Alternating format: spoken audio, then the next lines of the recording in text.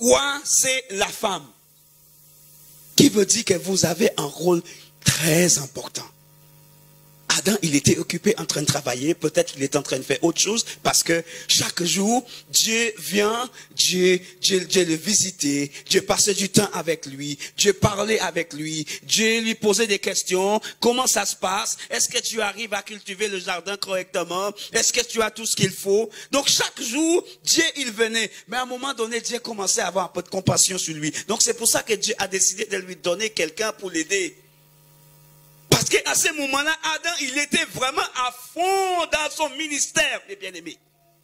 Il était à fond dans son ministère. Il le travaillait. Donc, à ce moment-là, Satan ne pouvait pas trouver un issue. Est-ce que vous me comprenez? Satan ne pouvait pas trouver un issue. Et c'est la même chose pour nous, mes bien-aimés. C'est pour ça qu'il faudrait toujours qu'on reste fixé sur Dieu. Rester concentré sur sa parole. Rester dans la prière, mes bien-aimés.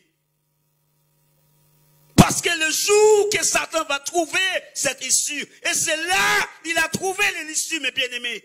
Il l'a trouvé. Et il a dit, Ève, j'ai une question à te poser. Il paraît que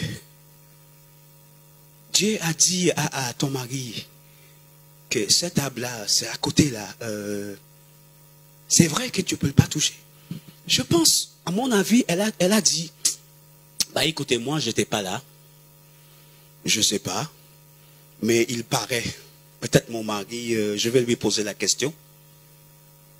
Je vais lui poser la question parce que je ne sais pas. Attends-moi 2 secondes, je reviens. Je vais voir avec mon mari. Et il continuait à travailler. Parce que, écoute, il y a une chose que nous devons savoir, que Satan, lorsqu'il vient nous tenter, ou bien lorsqu'il vient pour faire quelque chose avec un enfant de Dieu, il ne vient pas qu'aujourd'hui. Il va venir aujourd'hui. Tu vas lui donner la réponse en travers de la parole de Dieu. Il va dire, ok. Il va chercher un autre moyen pour revenir. Et entre-temps, il ne va pas revenir tout de suite. Après, entre-temps, il va s'asseoir quelque part. Et il va prendre le temps pour vous analyser, en fait. Il analyse pour voir, ok, toi tu aimes l'argent, toi. Toi, tu aimes l'argent, on va passer par là. Et il va appeler l'un de ses copains là, tu sais, qui a la facilité que tu puisses avoir de l'argent. Parce que n'oublie pas que Satan, il ne travaille pas tout seul. Parce que lorsque Dieu lui a donné le coup de pied pour sortir, Dieu ne l'a pas envoyé tout seul. Parce que déjà là-haut, Satan, il était déjà en train de préparer son équipe. N'oublie pas. Donc il n'est pas venu sous terre tout seul.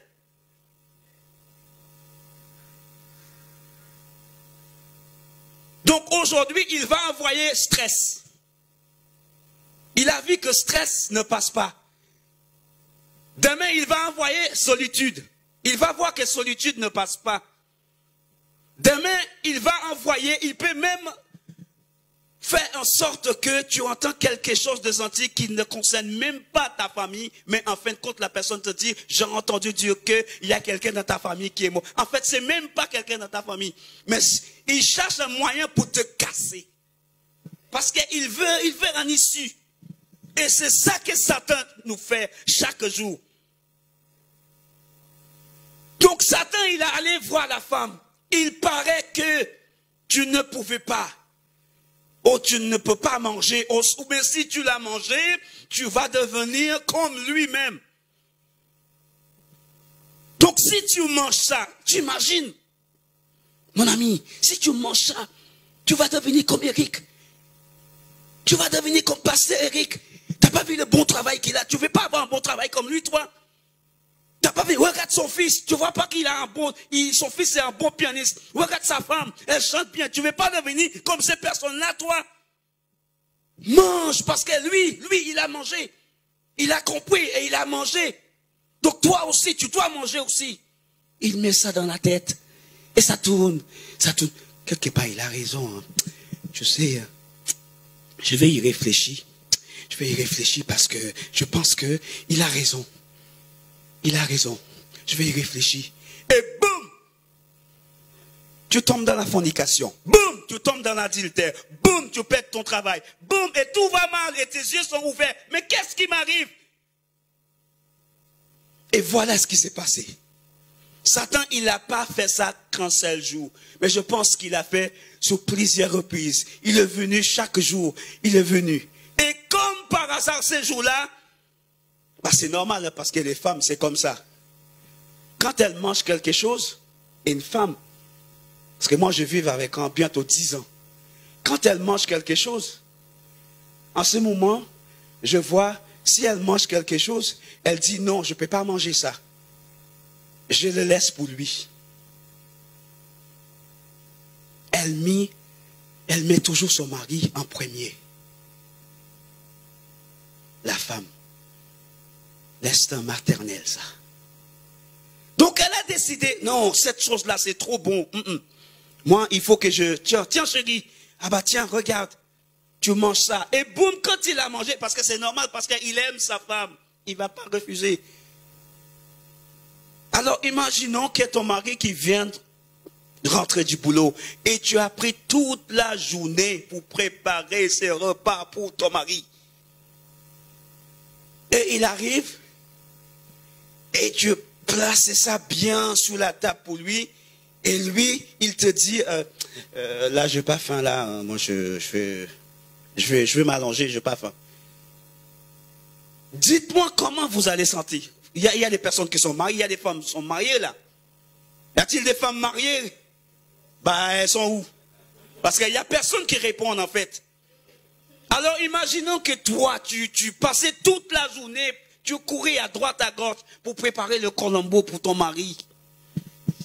Et quand il rentre à la maison, il voit que la table est bien dressée et tout ça, et lui, il calcule même pas, il va prendre son téléphone, il va s'installer. Tu dis, mais chérie, regarde, je peux pas, là, je n'ai pas faim là.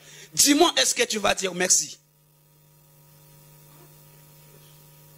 Voilà, comme par hasard, tu vois, ça c'est bien, ça c'est très bien. Voilà, comme il mange tous les jours, il mange tout le temps, il refuse. Mais si ces jours-là, il a décidé, toi, les femmes avec le sixième sens, ne me dites pas, tu ne vas pas lui poser la question. Bah c'est normal. Ça c'est normal, mais ça c'est normal ma sœur. C'est tout à fait normal que tu lui poses la question. Et c'est ça, Ève. C'est ça. Ève a décidé de donner à son mari parce qu'elle ne pouvait pas manger tout ça. Parce que lui, il est en train de travailler toute la journée. Il est fatigué, il a besoin d'être ressourcé, mes bien-aimés. Donc elle lui a donné à manger. Et quand elle lui a donné ça, boum, tout a changé, tout a changé. Et comme par hasard, Dieu, il vient comme par hasard. Il arrive. Mais écoutez, j'ai l'habitude de vous rencontrer ici dans cette église-là. Parce que c'est notre lieu de rencontre. Vous êtes où, Eric?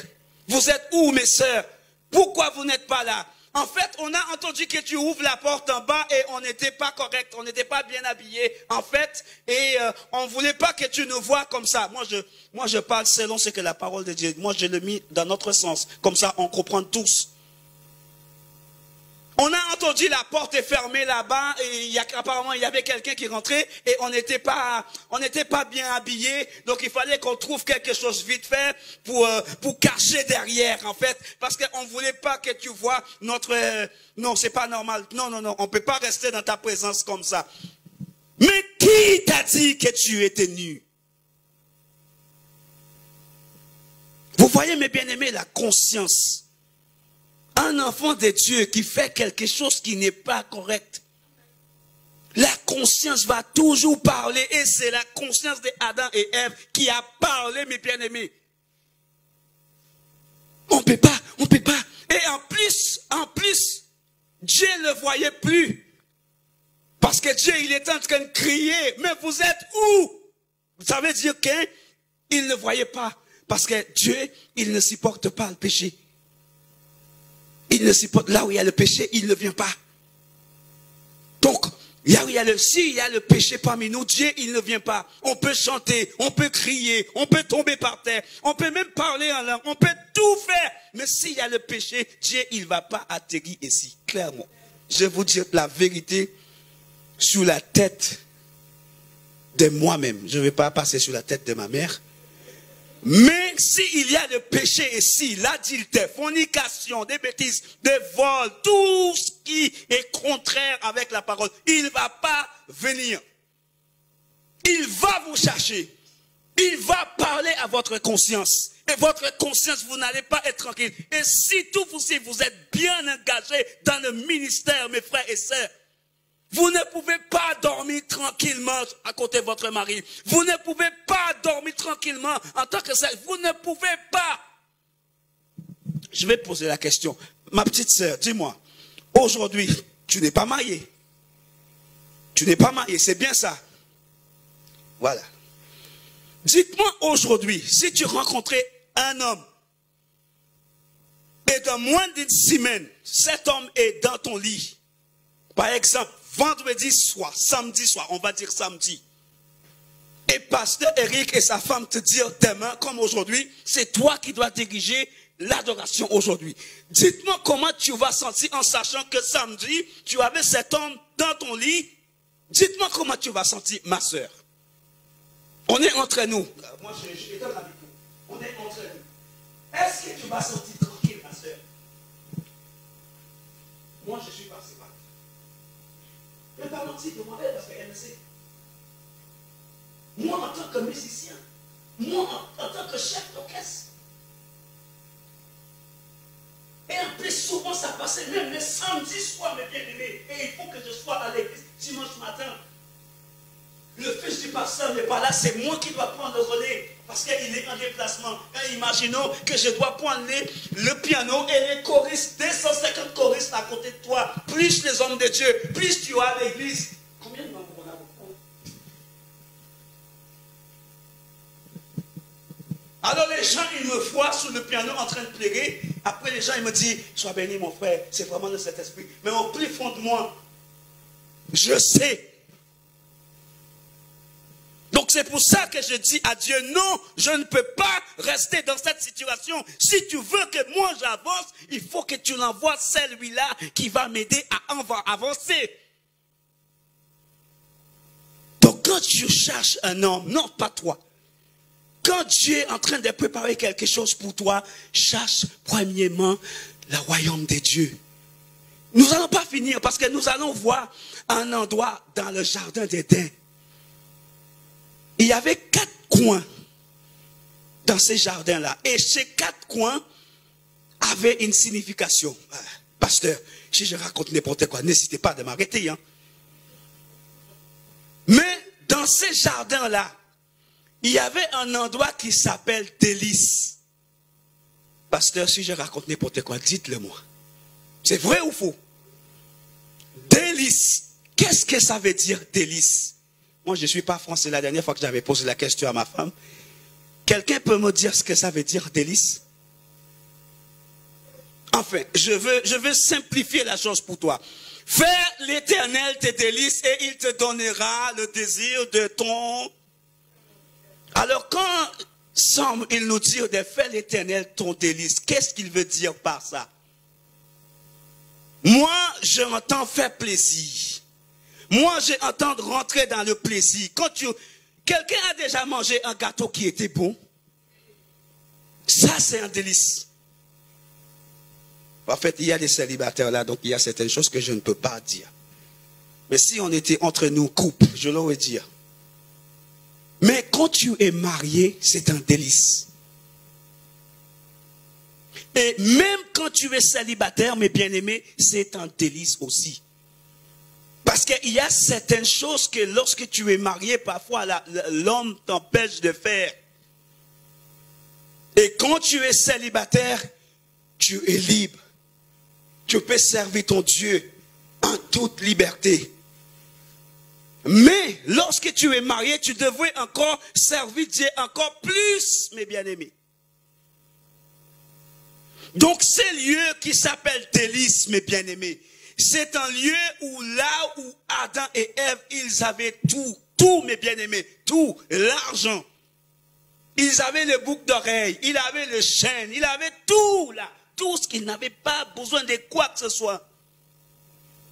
C'est vers l'Orient, je sais pas, c'est quoi là-bas? Le délice, mes bien-aimés. C'était vers l'Orient, c'est ça, hein? Voilà. Ils avaient tout, mes bien-aimés. Tout. Et Satan voulait détruire tout ça. Mais il y a une chose que lui, il n'avait pas compris. Que lorsque Dieu, il est en train de préparer quelque chose, même si tu essayais d'arrêter ça, ça ne pouvait pas arrêter le plan de Dieu. Alors, mes bien-aimés, mon encouragement pour vous aujourd'hui. Faites l'Éternel ton délice. Prends plaisir dans les choses de Dieu. N'hésitez pas de prier. N'hésitez pas de prendre le temps pour lire la parole de Dieu. Tu sais, en ce moment, je pense qu'elle est en train de me dépasser là, hein, dans la parole de Dieu, hein, parce que j'entends des choses, elle me dit des choses, et là j'ai dit waouh. Donc, je pense que ça commence à prendre un certain niveau, en fait. Mais Dieu, il est grand. Mais bien aimé, c'est ça. Quand on prend plaisir dans la parole de Dieu, c'est ça. Le plaisir. Alors aujourd'hui, mes bien-aimés, mon mot d'encouragement pour vous aujourd'hui, mon exhortation pour vous aujourd'hui, de faire l'Éternel ton délice.